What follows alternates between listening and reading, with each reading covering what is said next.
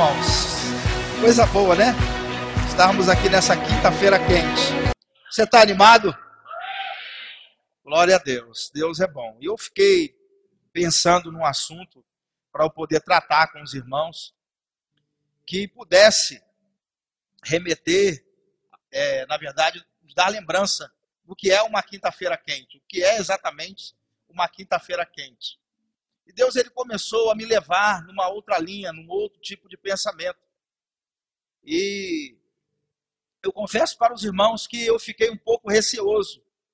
Mas com o passar dos dias, ele foi então me trazendo mais clareza acerca do assunto e de como ele queria exatamente tratar, no ponto nervoso, de algumas questões que Deus ele vem tratando comigo, com a minha vida em particular, e como ele quer também te alcançar, através de alguns princípios que são bem simples da palavra de Deus, mas que muitas vezes a gente, por estar focado em outras coisas, a gente não dá muita atenção para esses princípios, essas coisas bem básicas que todo crente sabe que deve fazer. E ele foi me levando a uma linha de raciocínio diferente. Nós temos experimentado nessa igreja um tempo maravilhoso. Todos nós somos testemunhas de como Deus tem se movido nos nossos cultos e como ele tem libertado pessoas e como ele tem atingido famílias das diversas maneiras possíveis, usando vários tipos de pessoas diferentes. E Deus, eu sempre creio que Deus ele não tem uma forma. Deus ele não tem uma só maneira de agir. Deus ele se revela através da sua multiforme graça e da sua multiforme sabedoria. O pensamento de Deus, irmãos, é sempre mais elevado do que o do homem. E a sabedoria de Deus é muito mais elevada do que a sabedoria do homem. Deus consegue atingir coisas que o homem levaria milênios para poder atingir, e Deus consegue atingir isso muito depressa, num simples gesto. Nós servimos a um Deus que ele é imprevisível. Diga, Deus é imprevisível. E ele exatamente é imprevisível. Existe um texto em 1º livro de Reis, capítulo 19. Eu queria que os irmãos abrissem lá. 1º livro de Reis, capítulo 19, versículo 11.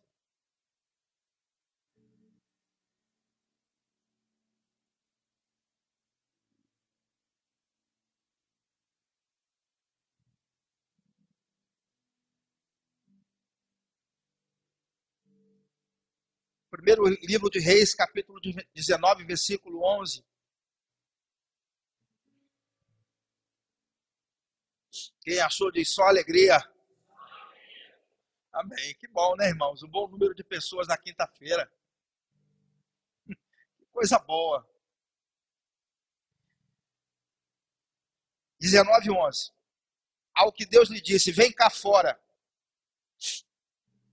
e põe-te no monte perante o Senhor. E eis que o Senhor passou, e um grande e forte vento fendia os montes e despedaçava as pedras diante do Senhor. Porém, o Senhor não estava no vento. E aí ele continua, e depois do vento, um terremoto. Porém, o Senhor não estava no terremoto. E depois do terremoto, um fogo. Porém, o Senhor não estava no fogo. E ainda depois do fogo, uma voz mansa e delicada.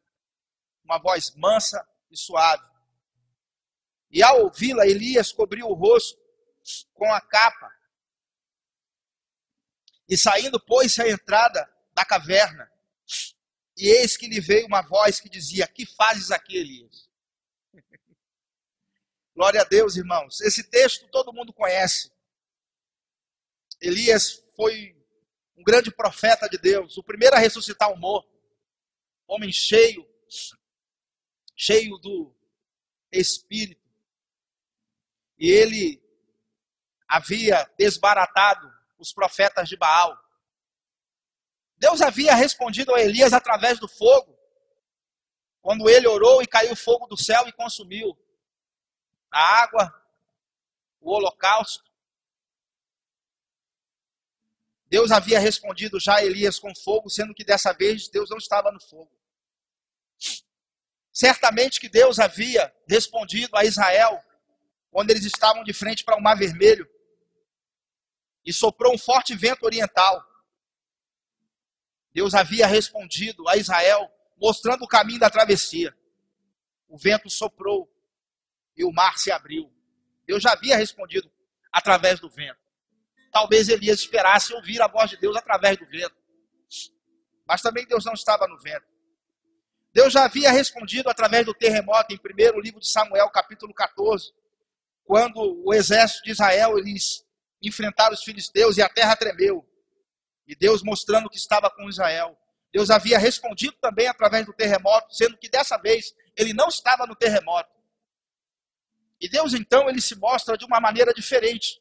Agora não mais através de elementos da natureza, mas agora ele fala com uma voz mansa e tranquila.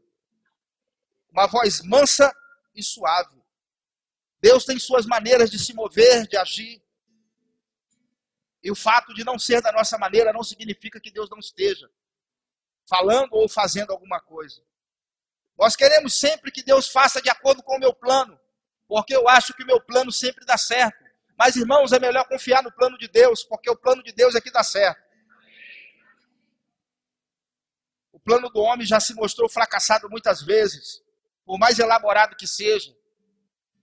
Mas Deus, ele falou com Elias através de uma voz bem suave, uma voz mansa e de uma voz tranquila, de uma forma incomum. Mas ele falou com o profeta.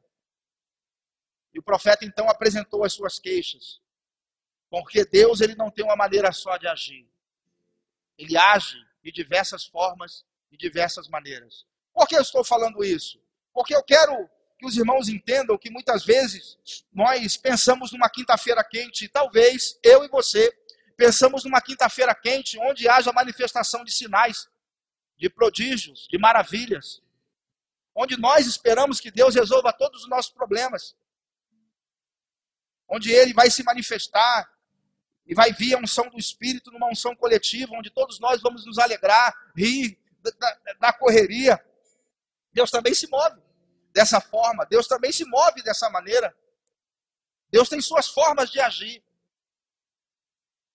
Mas eu fiquei perguntando para Deus o que era então uma quinta-feira quente na ótica dele. Porque na minha ótica, uma quinta-feira quente era isso. E afinal de contas, era isso que eu esperava de uma quinta-feira quente. Talvez você estivesse esperando também isso. Mas como sempre, Deus me leva a agir de uma maneira não convencional, em se tratando da palavra. Eu fiquei aguardando então ele me trazer a justificativa, porque eu deveria trazer a palavra que eu vou trazer ainda.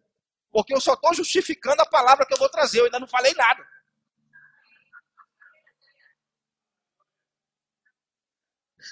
Eu até agora eu ainda não disse nada, eu não falei nada, eu estou só justificando a maneira que Deus tem de agir, de fazer as coisas, e que não é da nossa maneira. Eu perguntando para Deus, quinta-feira quente da tua ótica é o que, Senhor? Então.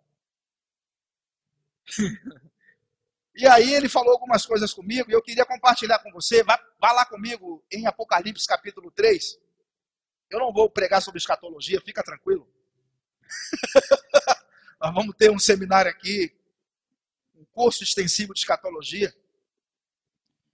E vamos anunciar depois. Fique em paz.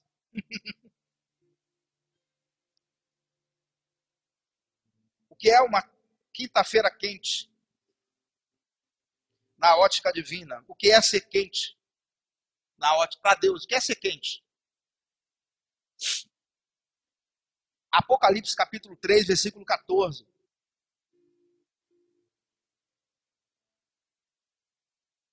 Ao anjo da igreja em Laodiceia escreve: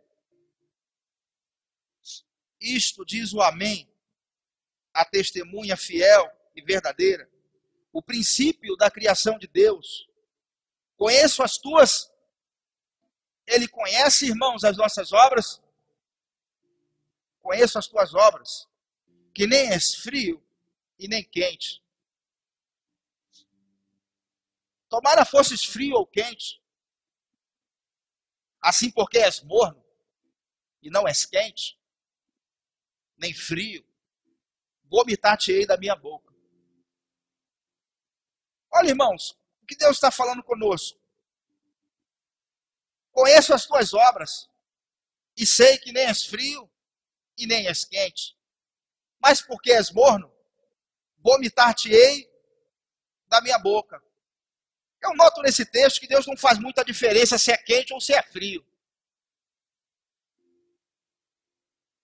Porque ele não acha ruim a pessoa ser frio. E nem acha ruim a pessoa ser quente. Porque nem é frio e nem quente. Porque és morno. O morno sim. Quando a pessoa é morna, aí sim ele fala, vomitar-te-ei da minha boca. Nós sabemos que nessa região de Laodiceia haviam muitas fontes termais, irmãos. Eles usavam muito a água morna para vomitar. Como vomitório, para colocar para fora algumas coisas. Nós sabemos disso. Mas ele faz um trocadilho com a questão do ser morno. A água morna que eles valorizam tanto. Porque tem muita gente que faz questão de ser morno. Infelizmente. O que Deus mais abomina, irmãos, não é a questão da temperatura em si, mas ele abomina muito mais a indecisão, a indefinição, o ser definido. E para Deus mais vale a gente ser definido do que qualquer outra coisa.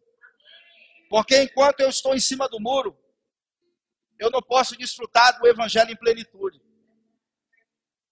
Irmãos, Deus tratou comigo de uma maneira tremenda esses dias em que estive viajando, em que fiquei no quarto jejuando uns dias.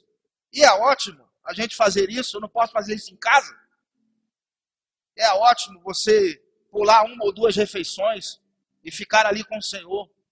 É ótimo. E Deus começou a tratar comigo. De repente, irmãos, existem algumas áreas da sua vida em que você dá de ombro, em que você não liga muito se vai mudar hoje ou amanhã. Você não está ligando muito, você está levando a sua vida, talvez aguardando algum dia em que venha um ministro internacional, impõe as mãos sobre a sua vida e você fique livre de praticar o que tu tens praticado. Existem muitas coisas, irmãos, na nossa própria vida que a gente vai permitindo, e a gente vai deixando, e essas coisas vão se acumulando, e elas se tornam peso, se tornam embaraço, e a gente, quando vê no final, a gente está frio igual água no rio. Porque a gente não é definido. E Deus hoje ele vai falar um pouco sobre definição. Tá ok, irmãos?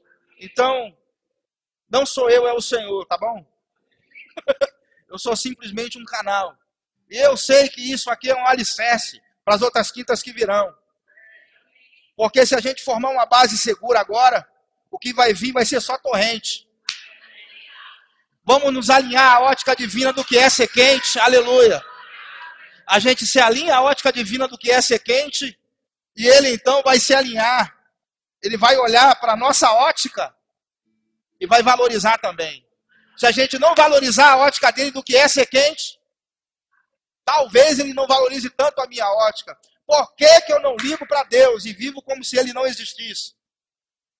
Irmãos, a gente confessa que Jesus é bom. A gente confessa que servimos a Deus e que amamos a Deus. Mas a gente vive como se ele não existisse. Eu não digo apenas na questão de operar na fé. Quando existe uma doença e a gente fica olhando assim, não, a gente impõe as mãos, irmão, e a gente crê que Deus cura. A gente não pode negar o nosso Deus diante de empresários ou de pessoas importantes. Você serve a Deus, eu sirvo, irmão. Se eu fosse você, eu servia também. Não apenas isso não, mas viver como se ele existisse, valorizando a sua presença. A pior coisa é você não ser notado. A pior coisa é você não ser notado. Quando você está a fim de manter um relacionamento com alguém e você não é notado. E nós fazemos o tempo inteiro isso com Deus. Vivemos como se ele não existisse. Parecemos as pessoas do mundo. Vai com Deus, que Deus te abençoe. Está sempre com Deus, mas não tem. É só do pescoço para cima. Não tem o envolvimento de valorizar a presença dEle, o amor dEle, tudo que Ele nos traz. A gente muitas vezes vive como se Ele não existisse, em vários aspectos. Não quero tratar disso agora. Mas existe uma indagação. Por que você está salvo? E ainda praticas o que praticas? Há sempre uma indagação. Por que, Senhor, eu não consigo me desvencilhar disso ou daquilo outro? Há sempre uma pedra de tropeço. Há sempre esse ponto aqui, ou aquele ali. Irmãos, não se trata de vencer ou perder, porque nós imaginamos sempre a questão do vencer ou do perder. Hoje eu venci, essa semana eu venci, esse mês eu venci. Não se trata de vencer ou perder, não. Se trata de obedecer ou desobedecer. Quando a gente coloca nesse âmbito, a gente está valorizando a quem a gente deve obedecer. É diferente, é muito diferente. A questão é obedecer ou não obedecer. Certamente que vamos alinhar muitas coisas hoje. Eu não sei quanto tempo eu tenho, mas eu sei que devo falar. Talvez eu termine meia-noite. Você está animado? Então vamos em frente. Ok? Estamos salvos ou não estamos? Eu sei que eu parei na parte do estudo que eu estou dando às quintas-feiras aqui sobre batismo, lembra? Você nem se lembra? Lembra? Quem se lembra aí? Eu parei exatamente nesse ponto nervoso que eu devo tratar um pouco agora, só para te trazer segurança. Para a gente poder avançar para águas mais profundas. Eu vou só ler 4 versículos com você, mas não vou discorrer sobre eles muito. Está salvo ou você não está salvo? Quem está salvo aí, levanta a mão. Amém. Eu vou então te levar ao Porto Seguro e depois a gente vai partir dali. Tá certo? Você está animado? O que é a salvação, irmãos? O que é a salvação, se não um presente de Deus? Pela graça sois salvos por meio da fé. Isso não vem de vós, é dom de Deus. Não vem das obras para que ninguém se glorie. Então, aos olhos do Senhor, você é santo, inculpável e irrepreensível. A prova disso, eu já disse aqui várias vezes, é que a pessoa mais santa do universo, que é Deus, possui o Espírito Santo, e o Espírito Santo só habita em Deus, que é a pessoa mais santa do universo, e agora resolveu habitar em você. Se ele veio habitar em você, porque ele te considera santo. Ok? A salvação é algo real para mim, agora é. O meu espírito foi recriado. A minha alma vai sendo salva a cada dia. Renovando a minha mente com a palavra de Deus. E o meu corpo, porque eu não sou só espírito e alma. O meu corpo, só naquele dia, quando ele for transformado, aí a salvação se dá completamente. Por isso que eu não creio, uma vez salvo, salvo para sempre. Porque existe um percurso ainda a ser percorrido. E existem alguns casos que a pessoa perde a salvação. Numa quinta dessa eu falo. Mas a salvação é algo que pode ser perdido. Mas eu digo que não é algo fácil de ser perdido. Como se pregam por aí, ensinam-se por aí. Ok? Então vamos para o Porto Seguro. Vamos para alguns versículos aqui.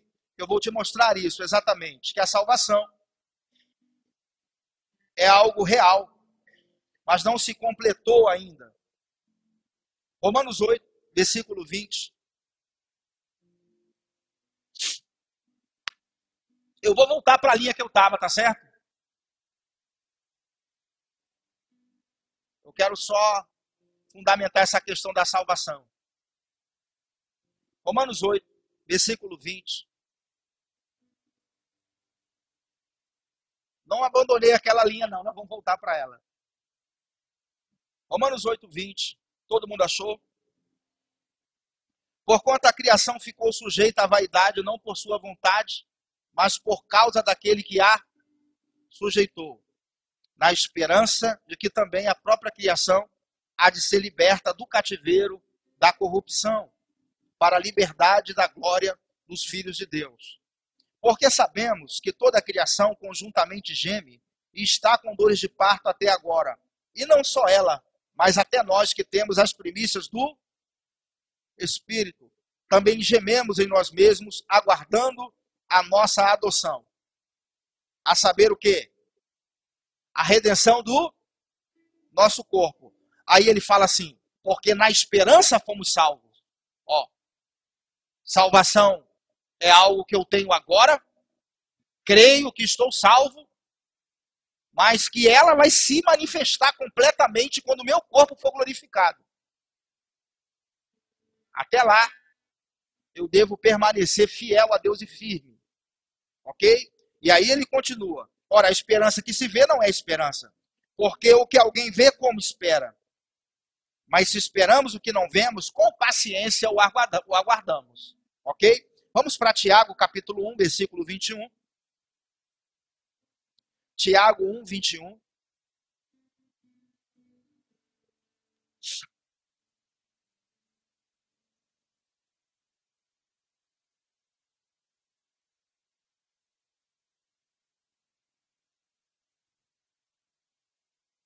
Tiago, capítulo 1, versículo 21. Quem achou diz assim, eu achei. Pelo que despojando-vos de toda sorte de imundícia e de todo vestígio do mal, recebei com mansidão a palavra em vós implantada, o qual é poderosa para salvar as vossas. Então, a palavra é poderosa para salvar a nossa.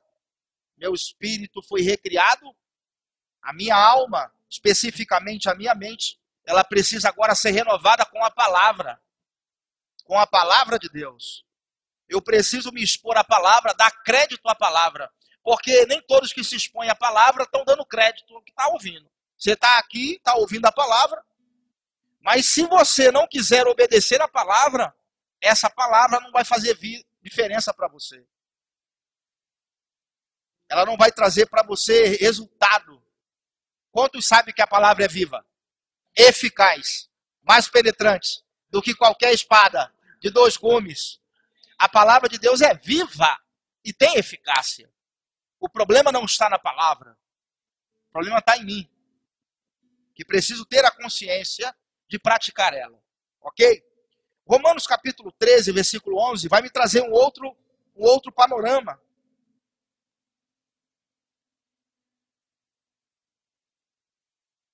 Romanos 13 vai me mostrar a mesma coisa, que a salvação é algo que eu tenho, mas algo que precisa ser desenvolvido. Ó, Romanos 13, versículo de número 11. Vou gastar os 10 minutos aqui, claro, mas isso vai ser bom para você. Romanos 13, 11. Na quinta eu desenrolo isso aqui, tá bom? Na outra quinta, quando eu tiver oportunidade. E isso fazei, conhecendo o tempo que já é a hora de despertardes do sono. Porque a nossa salvação está agora mais... Ó, a salvação está mais perto de nós do que quando nos tornamos crentes. Então ele está me dizendo que a salvação ela pode ser desenvolvida. E cada vez mais ela está mais próxima de se realizar plenamente e completamente, quando o meu corpo for glorificado. 1 de Pedro, capítulo 1, versículo 3.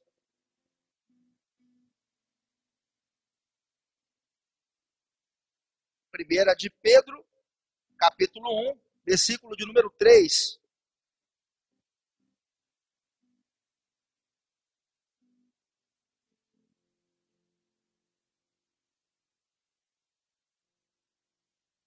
Bendito seja o Deus e Pai de nosso Senhor Jesus Cristo, que segundo a sua grande misericórdia, nos regenerou para uma viva esperança, pela ressurreição de Jesus Cristo dentre os mortos, para uma herança incorruptível, incontaminável, imacessível, reservada nos céus para vós, que pelo poder de Deus sois guardados mediante a fé para a salvação que está preparada para ser revelada no último tempo. Amém? Então, não cremos uma vez salvo, salvo para sempre, não. A salvação não é algo fácil de se perder, mas existem casos que ela pode ser perdida. Ok? O último texto não precisa abrir, deixa eu só ler. É Hebreus 1:14. Não são todos eles espíritos ministradores, enviados para servir a favor dos que hão de herdar a salvação, apontando algo para o futuro. Estamos salvos? Amém. Mas até o meu corpo ser glorificado, eu preciso permanecer firme. E eu preciso, irmãos, acima de tudo, ser definido. Deus quer que eu seja definido e que você seja definido. Que a gente não viva em cima do muro. Que a gente opte por servir a Ele e dar a Ele um serviço de qualidade, um servir de qualidade. Uma expressão de gratidão máxima que a gente pode dar a Deus é ser santo como Ele é santo. Ele requer isso de nós. Ele requer isso da igreja. E isso não é, irmãos, uma coisa que vai acontecer pela imposição de mãos. Isso não é uma coisa que vai acontecer por você orar muito tempo. Embora isso favoreça, mas isso vai acontecer com uma decisão. Com uma decisão do íntimo. Todos nós aceitamos a Cristo. Todos nós fomos santificados. Somos santos, inculpáveis e irrepreensíveis. Todos nós. Chamo isso de santificação posicional. Ele me posicionou como justo. Agora, eu sou justo. Eu sou santo. Agora existe a santificação comportamental. Eu me comporto agora como justo.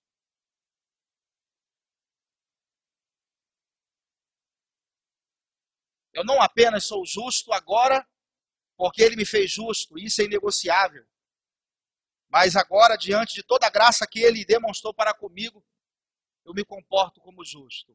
Eu vou ler com os irmãos um texto de Romanos capítulo 12, o versículo 1. Só o primeiro, não vou ler o 2, porque nós vamos tratar hoje só sobre o primeiro versículo. Não vamos falar sobre renovação da mente, não. Vamos falar sobre apresentar o nosso corpo. Vamos lá para Romanos capítulo 12, versículo 1.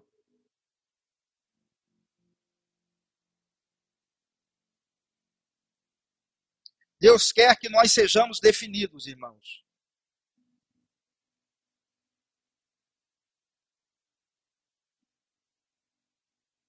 Romanos capítulo 12 e o versículo 1.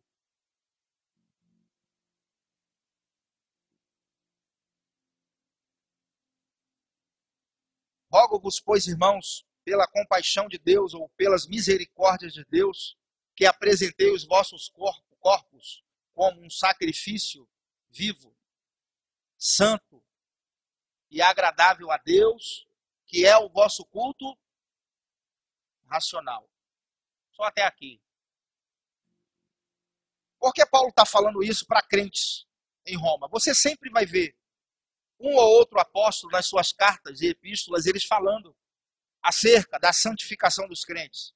Que os crentes devem ser santos, ser puros, pensar nas coisas que são de cima, não nas coisas da terra, abandonar a prostituição, a lascívia, a idolatria, a inveja, todo tipo de coisa. Ele está escrevendo para crentes, para pessoas que nasceram de novo. Mas mesmo pessoas nascidas de novo, elas podem estar no entroncamento, agarradas a coisas ainda do passado. Elas ainda não conseguiram se libertar daquilo, porque não tomaram a decisão de se apresentar como sacrifício. Por que Paulo usa rogo pelas misericórdias de Deus? Ele está falando misericórdias de Deus, irmãos, aqui, pela compaixão de Deus. Por que ele usa esse termo? Porque ele ficou 11 capítulos de Romanos defendendo a justificação que Deus fez gratuitamente a você. Ele fica 11 capítulos discorrendo sobre a condenação de todo mundo, sobre a condenação dos judeus, no capítulo 2. Depois ele vem falando a nossa ligação com Cristo, pelo casamento, da aliança que nós temos com Ele. Ele vem falando no capítulo 7 do homem natural que não consegue fazer as coisas de Deus. Ele vem tratando de justificação, e a carta aos Romanos é a justiça máxima. Ele está mostrando que você merecia o inferno. Ele está mostrando para nós que a gente não merecia o favor de Deus.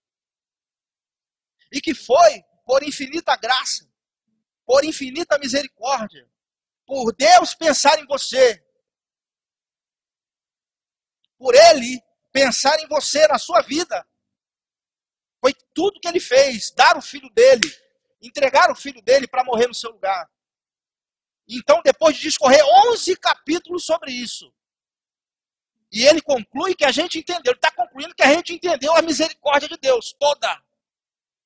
É por isso que ele agora está rogando por ela. Eu rogo para que você valorize, é mais ou menos isso aqui. Eu rogo para que você valorize a misericórdia de Deus apresentada. E que diante de tudo que Deus fez por você gratuitamente, você tenha um pingo de consideração.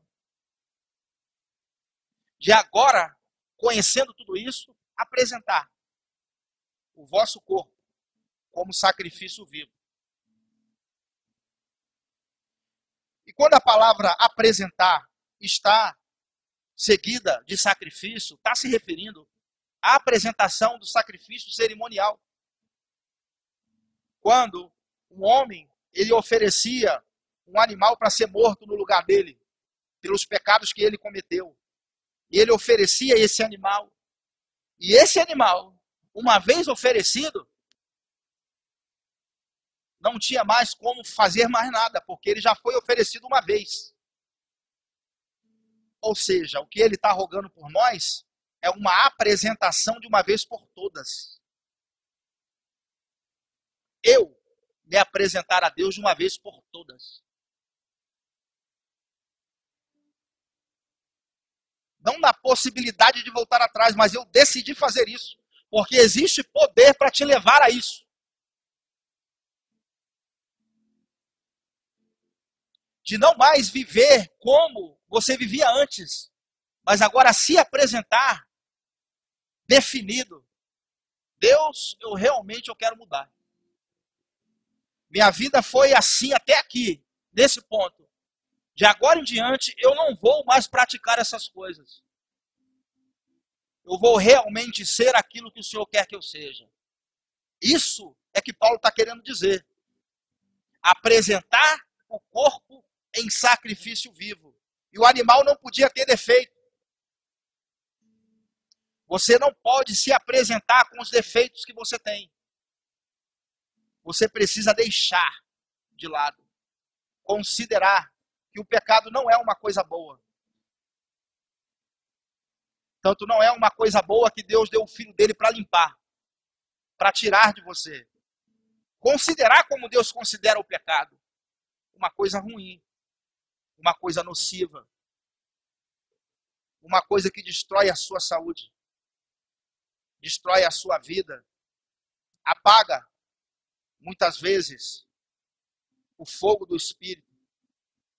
A Bíblia fala, não extingais o Espírito. Você pode ser cheio do Espírito, ó. Você pode optar, enchei-vos do Espírito, não vos embriagueis com vinho, onde há contenda, mas enchei-vos do Espírito.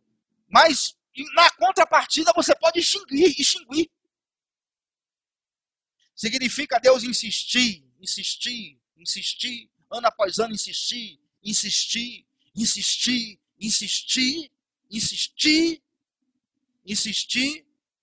e a voz dele fica tão distante para você que você não consegue mais ouvir. Claramente, perfeitamente. Gostei muito do exemplo que o pastor João Roberto deu na conferência. Quando Ló se separou de Abraão, ele foi para a cidade de Sodoma e Gomorra, e ali ele ficou. Deus não pôde falar com ele lá na cidade, Deus teve que usar terceiros para falar com ele. Quando, na verdade, Deus poderia falar com ele. Não deveria usar ninguém, porque ele perdeu tanto a sensibilidade que deixou de ouvir. Teve que usar terceiros para falar com ele. Que Deus não tenha que usar terceiros para falar com você.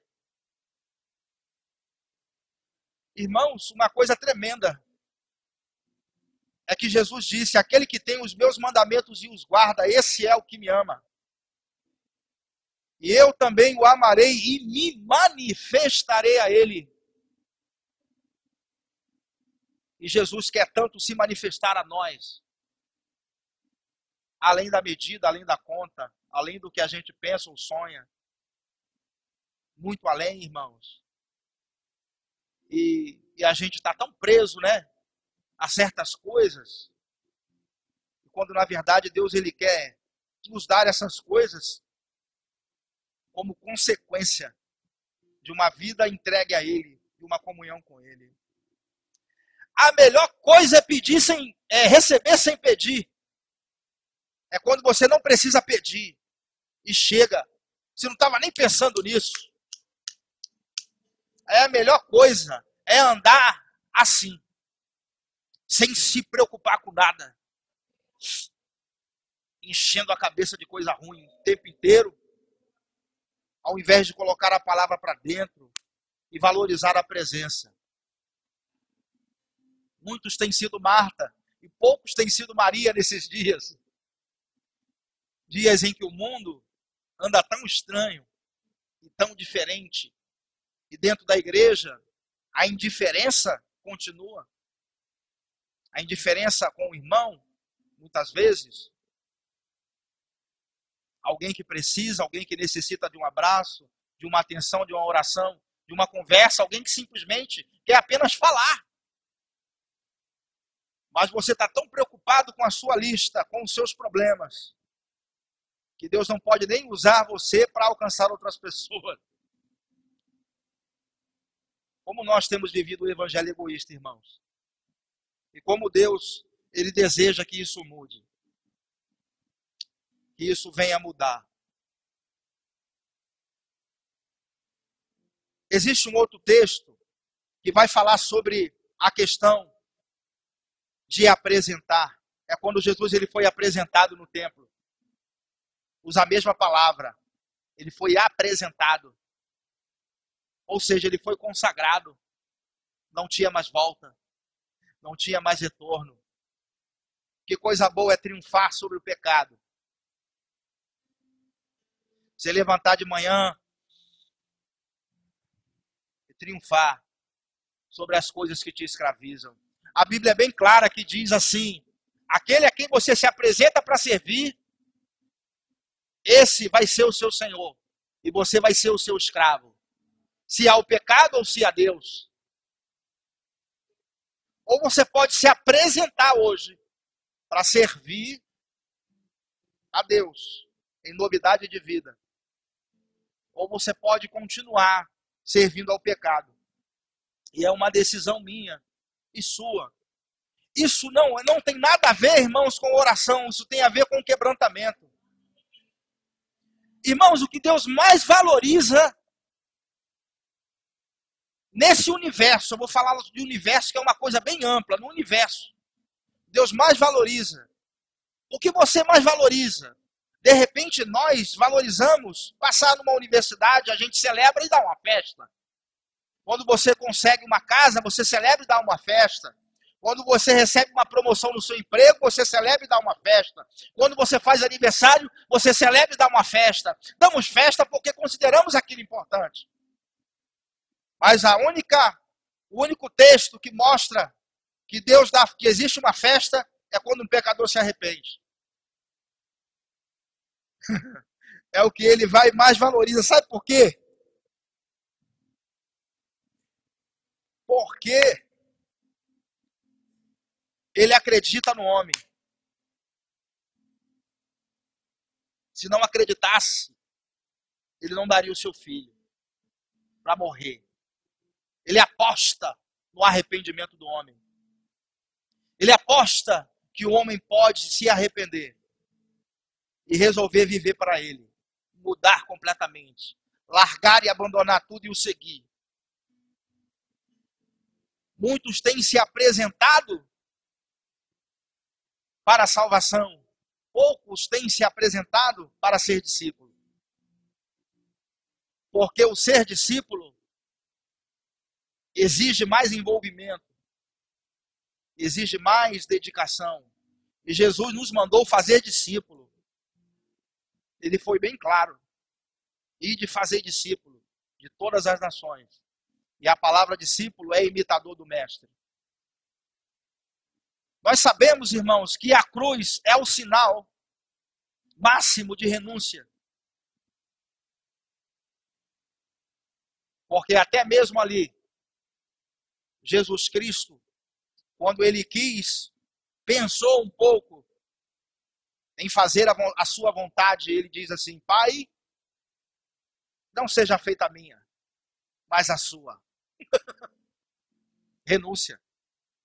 Se apresentou como sacrifício. Renúncia. E ele diz: quem quiser vir após mim, deixe a sua cruz e siga-me. Você deve tomar a sua cruz todo dia e segui-lo. E segui-lo. Queria ler com vocês um texto aqui. 1 Coríntios capítulo 9.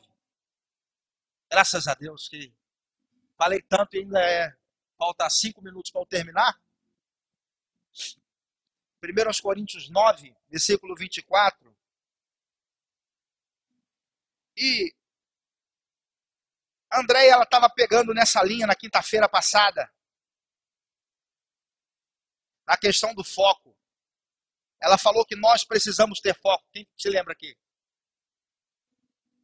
O nosso problema é que a gente perdeu o foco. A gente aceitou a Cristo, se derramou. E com o passar do tempo a gente foi relaxando. A gente foi ficando barrigudo espiritualmente. E foi deixando de querer agradar a Deus. E vai deixando, irmão. Se deixar, se continuar assim, os anos vão se passando. E as coisas vão se complicando. E você vai ficando cada vez mais embaraçado e mais enrolado. 1 Coríntios capítulo 9, versículo 24. Paulo nos dá assim uma dica do que é apresentar-se como sacrifício. É mais ou menos isso aqui, ó. Não sabeis vós que os que correm no estádio, todos na verdade correm, mas um só é que recebe o prêmio? Correi de tal maneira que o alcanceis. E todo aquele que luta exerce domínio próprio em todas as coisas. Ora, eles o fazem para alcançar uma coroa corruptível. Nós, porém, fazemos para alcançarmos uma coroa incorruptível. Pois eu assim corro, não como uma coisa incerta, assim combato, não como batendo no ar. Antes eu subjugo o meu corpo e o reduzo a submissão ou escravidão, para que depois de pregar a outros, eu mesmo não venha ficar reprovado.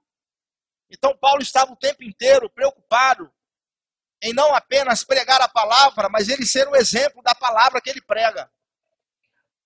Porque não podemos viver apenas pregando, mas temos que viver a palavra e pregar aquilo que temos vivido também. Porque sempre vai ficar na teoria e nunca na prática.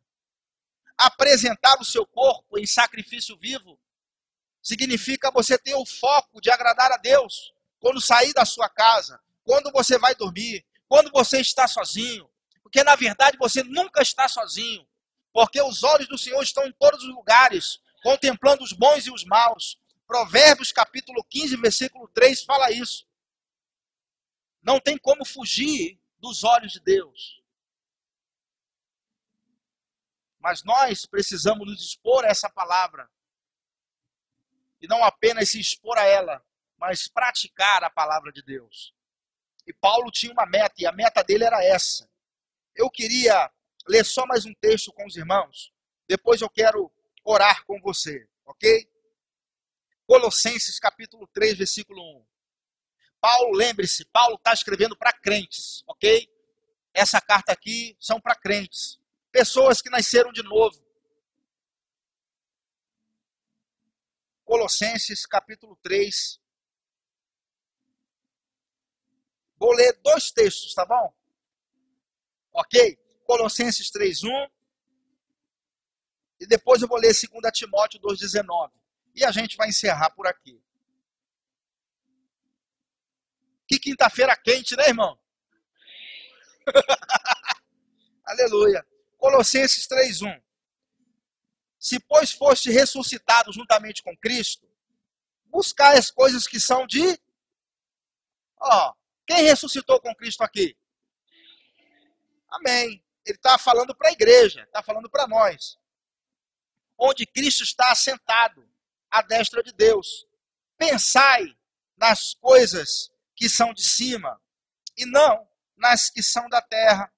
Porque morrestes, e a vossa vida está escondida com Cristo em Deus.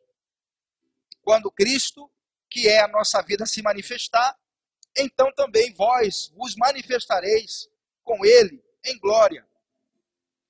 Exterminai, pois, as vossas inclinações carnais. Ele joga a responsabilidade para mim e para você. Exterminai, é você que tem que resolver e sair. Irmãos, Deus já fez tudo o que tinha para fazer. Sou eu agora que tenho que resolver andar na linha. Exterminai as vossas inclinações carnais.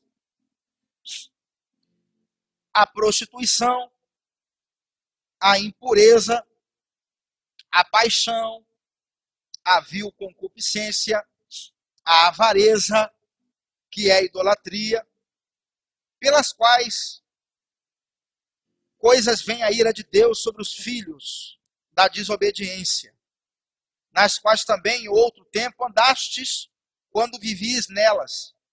Andastes, irmãos.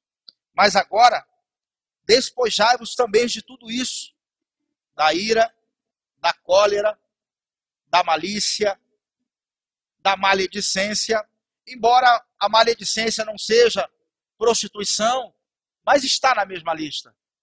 Que a gente valoriza mais certos pecados, irmãos. Mas essas coisas também atrapalham. E a gente não resolve nunca fazer um conserto, né? A gente vai deixando. E aí ele continua. Versículo, continuando. Das palavras torpes da vossa boca. 9. Não mintais uns aos, pois que já vos despistes do velho homem, com os seus feitos, e vos vestistes do novo, que se renova para o pleno conhecimento, segundo a imagem daquele que o criou. 2 Timóteo 2,19, vamos ler e aí nós vamos encerrar. Quero chamar o Ministério de Louvor aqui para nós louvarmos aquela música de novo. E ele cresce que eu diminua. 2 Timóteo 2,19. E depois nós vamos ver o que Deus quer hoje conosco. Irmãos, nós não vamos sair daqui sem acertar isso aí. Porque eu não creio num ajuntamento como esse, numa reunião boa como essa, e você vai sair daqui do mesmo jeito que você entrou. Eu creio que Deus não enviou essa palavra à toa. Ele deseja que você prossiga diferente de como tu tens andado até aqui. Ele deseja que hoje você deixe tudo para trás. Deixe não apenas aqui, porque às vezes a gente só deixa aqui, aqui continua. Nós precisamos decidir aqui e aqui. Sair resolvidos hoje. Definidos daqui. E com certeza as outras quintas vai ser só alegria. Vai passar muita gente boa por aqui, irmão. 2 Timóteo 2,19 diz assim: todavia, o firme fundamento de Deus permanece, tendo este selo: o Senhor conhece os seus. Conheço as tuas obras. Sei que nem és frio nem quente. Tomaras fosse frio ou quente, porque és morno, vomitar-te-ei da minha boca. Ser definido. Ele diz: o Senhor conhece os que são seus. Aparte-se da injustiça todo aquele que profere o nome do Senhor. Ora, numa grande casa como essa, existe, ele vai dizer, ô glória, numa grande casa, aleluia, até me perdi aqui, a revelação vai chegando, no versículo 20, ora, numa grande casa, não somente há vasos de ouro e de prata, mas também de madeira e de barro. E uns, na verdade, para uso honroso. Como o Espírito Santo é lindo. Ele me lembrou de um negócio aqui, ó. Antigo. Já vou falar já. Não apenas, eu nem lembrava disso, mas chegou agora. Não somente a vasos de ouro ou de prata, mas também de madeira e de barro. Uns, na verdade, para honra, outros, porém, para desonra. Eita, irmãos, certamente que naquele tempo, em Israel, eles costumavam usar vários tipos de vaso. Os vasos de ouro não guardavam tesouro, não. Porque logo o ladrão que entrasse ia anotar. E ele já levava logo. Ou de prata já levava logo. Mas os melhores tesouros estavam guardados nos vasos de barro. Isso me mostra que Deus, ele sempre condena a aparência. Mas ele sempre vai honrar a simplicidade. Ele vai honrar a simplicidade. Quando Samuel, ele vai ungir a Davi rei, ele olha, ele observa. Nenhum daqueles filhos servia, só Galalau. Bonitos, camarada bonito, de guerra, de combate. E Davi, jovem, ruivo, de gentil aspecto, sisudo em palavra. Já leu isso sobre Davi? Lê lá na Bíblia, está lá. Estava cuidando das ovelhas. A palavra do Senhor era rara nos tempos de Samuel. Todas as palavras que Samuel disse, todas elas se cumpriram. Era rara a palavra. E se um profeta ia na sua casa, logo se perguntava: a sua vida é de bem ou é de mal? Porque o profeta, ele poderia trazer uma palavra de juízo. Ele era a boca de Deus. E ele vem ungir. E Davi não estava lá. E ele disse: não me assentarei à mesa enquanto aquele jovem não vier para cá. Honra. O vaso de barro sendo honrado. Muitas vezes, nós podemos desprezar o homem por um erro ou dois, ou três, ou 1000 que ele cometeu. Mas Deus sempre enxerga lá na frente. E ele é ungido na frente de todo mundo, o rei de Israel. Achei o homem segundo o meu coração. Sabe por que Davi era homem segundo o coração de Deus? Porque era pronto para se arrepender. Eu não falei que o arrependimento é o que move Deus. Move mais do que 24 horas de oração, irmão. Coração quebrantado e contrito, Deus não rejeita. Quando você realmente diz, Deus, olha só, a minha situação é essa. Eu sou assim. Eu sou desse jeito. Mas eu estou disposto a mudar. Aleluia.